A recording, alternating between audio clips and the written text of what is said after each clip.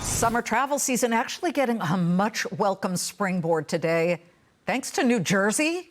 Yes, embattled Newark Liberty Airport, the airport which has been plagued lately with all kinds of infrastructure and air traffic control issues, announced today that it has reopened one of its closed runways 2 weeks ahead of schedule.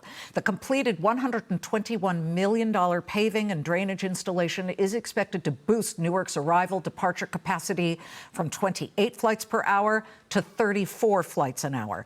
U.S. Transportation Secretary Sean Duffy joined United Airlines CEO Scott Kirby to celebrate the occasion. And while Newark Airport works to fly above its air traffic control headwinds, Marriott International is aiming to overcome tariff headwinds this summer travel season. Marriott shares are up 9% so far this quarter, but the hotel conglomerate, which owns everything from Sheraton to Courtyard, Ritz-Carlton, and a whole bunch more, has cut its 2025 forecast back in May, citing signs of softening demand and consumer uncertainty.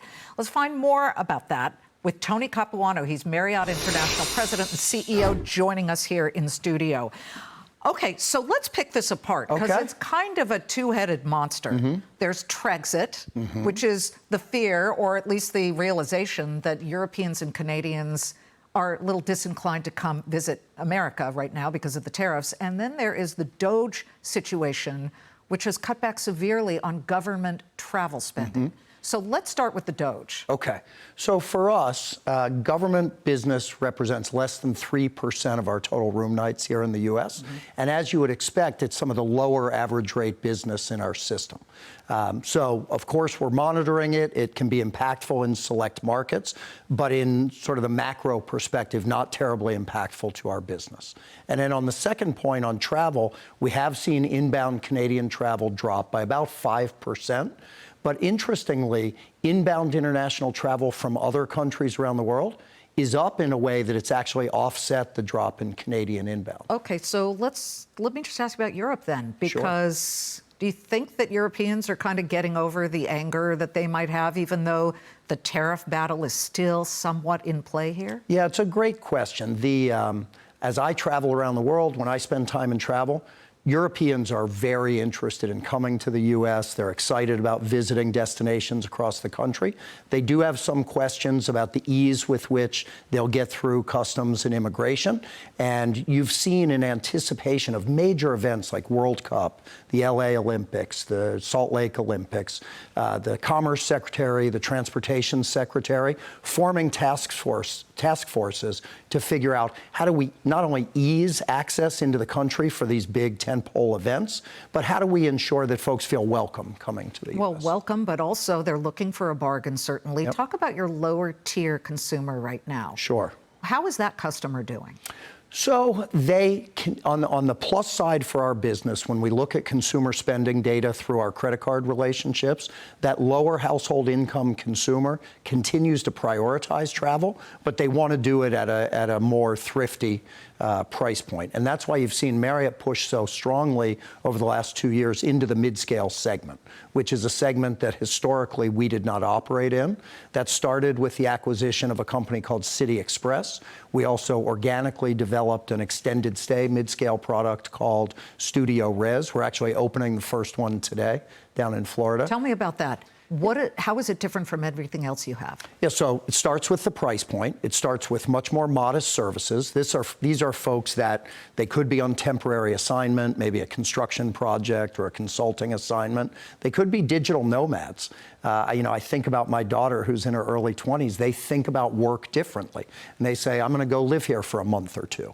And so that product at that price point is really resonating with more cost-conscious consumers. Well, sure, especially post-pandemic, the work anywhere was a big deal. That's right. It's kind of tamping down, as a lot of companies are saying, get back in office. But there is this sort of new trend called bleisure, business leisure. So people will be sent on a business trip, and then they will choose on their own dime to extend for a couple of days and a couple of nights. And in fact, I thought the most interesting statistic, as you would expect, as we came out of the pandemic, we sliced and diced the data every way we could to try and identify trends.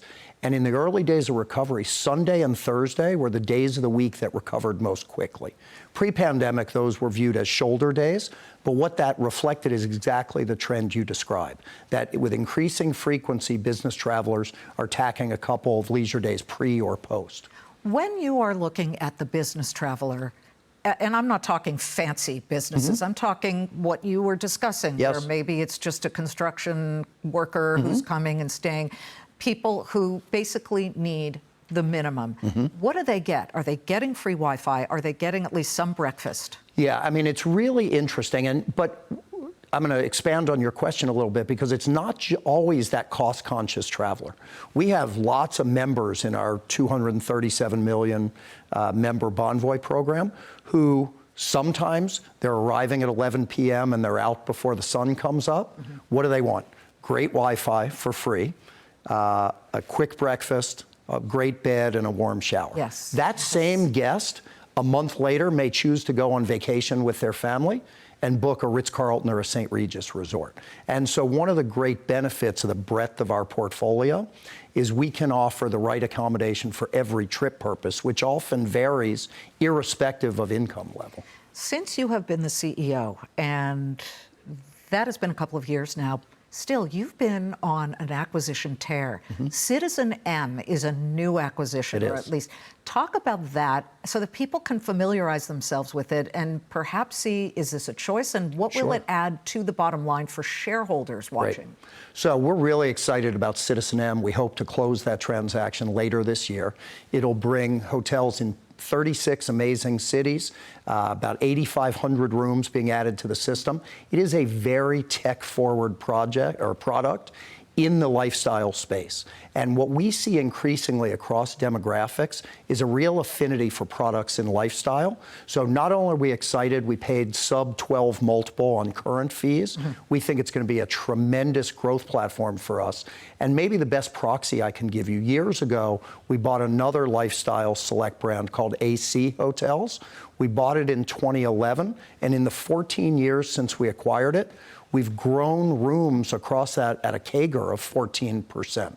And so I think investors should look and be really excited about the prospects of us growing. Before we leave, what's the hottest international destination? Oh, there's right now? so many. A lot of it is Western and Southern Europe, so certainly Barcelona, Rome, London, Paris, Amsterdam. Those are really at the top of the wish list for American travelers. Spain is suddenly very, very sure is. cool place to go. Tony, wonderful to have you. Thank you. Thanks so much for having me.